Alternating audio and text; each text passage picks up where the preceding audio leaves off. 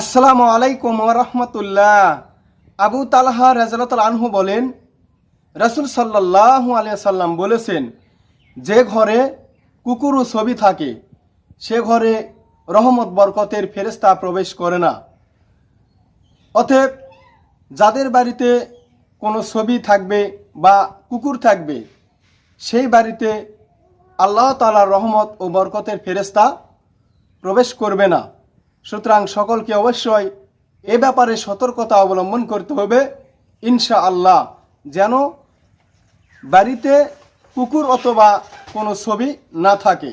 গুনাহগার বান্দা মোরা ক্ষমা করে দাও, গুনাহগার বান্দা মোরা ক্ষমা করে দাও। ক্ষমা করো হে প্রভু তুমি রহমান রহিম, ক্ষমা করো হে প্রভু তুমি রহমান রহিম। আল্লাহু